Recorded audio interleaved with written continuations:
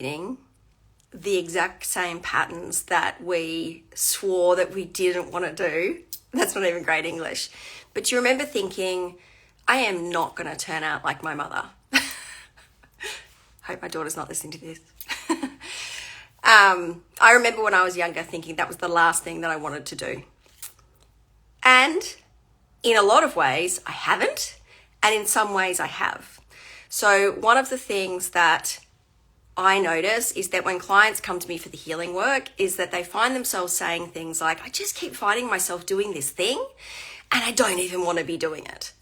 And often it stems from a message they've received when they were younger, or maybe they're just doing the inherited pattern that everybody always did in their family.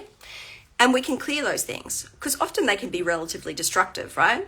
I will give you an example of something for me and also tell you why it's got to do with skin. So my mum was a very anxious woman, and I've been quite open about the fact that she drank a lot and she used alcohol as a way to manage her emotions. And she hated to be late for things because she was very anxious. So she would turn up very, sort of 20 minutes early for something because she couldn't handle the feeling of being late. So in what I said earlier, I don't want to be like my mum, I notice, and you guys that know me know, is that I struggle a little bit with punctuality. And so one of the things is I don't have the anxiety to make me get there early enough. I don't like being late. I think it's rude to people. I think it adds an added stress. But I always feel like I just have a few more minutes that I can squeeze something in. Or because I have that inbuilt belief, sometimes things happen like, it's an extra 10 minutes at the loading dock to pick up your bottles. That just happened before. That I was not here, home prepared, ready. I walked in the door, grabbed the thing, I'm on live, right? I would have liked a few minutes to prepare myself. These kind of patterns are energetic patterns. So they can be within our energy field. They can be something that we are choosing subconsciously and we're not actually, or even unconsciously, we're not aware that we're doing them. And we need to either make a conscious shift, or we can also break the ties and cords and bonds from these behaviors in an energetic way that can help us create that change. Now, what does that have to do with skincare? Or glowing skin. What it is that we are in a society at the moment where we are busier than ever. And many of us, me included, don't like to associate ourselves with that idea of being like the busy woman. I'm allergic to the idea. I want to be so skilled in my business and in my managing my home life and all of the things that everything is with ease and flow. And that is what I want to bring in. Yet sometimes I feel like I'm on this hamster wheel of like busy, busy, busy. All of this detracts from us being able to look after ourselves. And so I notice for me, because I absolutely adore my family and want to be the best mum that I can be, I can sometimes put myself at the very end. So it'll be like the family, then it'll be my business, and then it'll be me after the to-do list, then it's me at the end. Do you think that actually helps me to feel and look my best and feel vibrant? No, gosh, no. What would happen if we flipped that? And so you were looking after yourself first and then doing everything else. I find it challenging for me personally to make that shift. So I often use my children as like a lever. And I say to myself, do I want them to see me operating like this? Because that helps me create that change. But also, what is it in my energetic body that creates all of this busy, busy, busy that isn't really heading towards my goals? So that's the work I'm actually doing for myself at the moment. So in terms of the healing work, I do it not only with other people, but I do it with myself. And that's why I got into it in the first place, was what is it within me that I can better? Here comes my Virgo perfectionism coming out. But what is it that I can do to improve the way that I feel? What is it that I can do to avoid any issues with the autoimmune disease that I was diagnosed with, but have been in remission for a really long period of time? So I guess my desire to constantly improve and iterate and make and do better has given me this drive to not stop unearthing and really finding the root cause for things. I met a beautiful woman the other day who's really talks about doing a lot of inner child work, and this is, I think, so relevant for all of us, especially for mums, because who parents us? So often we get to this like sandwich generation where we're looking after our elderly parents, though my dad looks after me, to be honest, and our younger children. We're navigating businesses, managing households, all of the things, yet we often, it's the appointments here, it's the sports carnival there, it's all of the stuff. And where is it that we get someone who gets to parent and nourish us? And if we don't do it ourselves, where is it going to come from? So this is one of the ways that I love to introduce those rituals, because those rituals I find super nourishing. And by pegging a lot of them to the moon, every 28 days, actually every 14 days, because you've got the new moon and the full moon, you are coming back into yourself and tying yourself, connecting you with nature and bringing in something that is nourishing for you, especially if you do it with your friends. And so we've got a beautiful, and hello there, Galinda, right here online now, but a beautiful collection of friends that we love doing this work, and we know how important it is for us to nourish our energetic body and our soul body.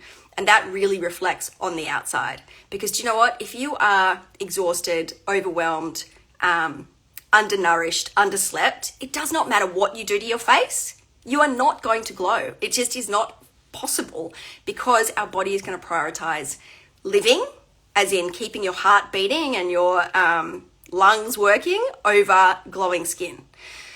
So I guess what I'd love to know from you is, where in your day-to-day life are you noticing that you are not prioritizing yourself and that you are leaving yourself till last? And we're flipping that over, where you actually look after yourself first. And I'm not saying you need to spend 6 hours doing a ritual, right? I'm just saying, where can you put some little points into the day so that you can really feel nourished and fulfilled? And the beautiful Teresa won't mind me sharing this, I'm sure, that she has a reminder in her phone a few times a day, and it's an alarm and it goes off, and at that moment she just stops, she takes a few breaths, and she says she's grateful for the present moment. How easy is that, right? We don't have to make things super complicated. It doesn't have to be a 3-hour ritual. It can be if you have that time, but these little punctuated moments in our day where we can just stop. You guys know, for me, I love to do scent tent, so putting a drop of an oil in my hand, which I would have brought one had I been more prepared for this, and breathing it in can really help. That sends a message to our limbic system. It goes directly into our brain. It can, I'm looking, there's a moth on the window. Can you keep looking at it? Sorry. But it's really calming and soothing. Other things you can do if you don't have incredible oils in your home is gargling or humming for your vagus nerve, helping you to calm in that way, singing, and so the reason we say the vagus nerve is can help your nervous system calm. Also, you can put a cold cloth on the back of your neck. I have spoken before that I'm not a massive fan of ice baths for most people. I think it depends where they are in their journey. It's easier usually for men than for women, but with our complex hormonal cycle, we need to be very careful about when we're using that, and you need to be in a really optimal state. But you can use just cool showers, just a cool bit in the shower at the end. There are a lot of different ways to really trigger that vagus response. Even just doing ear massage. I can't hear you. It sounds weird when I do that, so I'm not going to do that. But there are a lot of different ways. So why all of this stuff? It is heading into the busier time of year for many of us, and I'm pretty sure it's like 7 weeks till the end of the year or something insane like that. So where is it that we can stop and nourish ourselves? Because I know, and I'm at you, but with 3 children and all of the things, there are a lot of things that pop up. So I don't yet know when the Christmas concert is, or the, this, that, or the other, but there are a lot of things on. And sometimes we need to be super flexible within our work schedule and our day schedule to squeeze those things in and to be there and to be present. But we don't want to do it at the sacrifice of ourselves, so that we're not sleeping, or we're not, we're not nourishing ourselves. Who there misses lunch sometimes because they're too busy trying to squeeze stuff in? That would be me. So what can we do to really make sure that we're just stopping and punctuating our day with those things that can really nourish us from the inside? How can we really focus on making sure that we're still breathing, making sure that our nervous system feels regulated? Because do you know what? We are actually safe and secure, even though we can often not feel like it.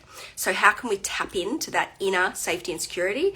And for me, that's why I love healing work, because that for me is like and using the oils with that, because it's like opening an expressway to that feeling. So if I can help you with that, would love to. Would love to know if you've got any ways that are different. And it's Friday, can you believe it already? Have an amazing weekend. I love that the days are getting warmer and sunnier, and I hope everyone survived Halloween. We had a super weird thing. Someone stole our bowl that the candy was in. Like, how rude. Anyway, that's a weird note to end on, but I'll see you next week. Bye.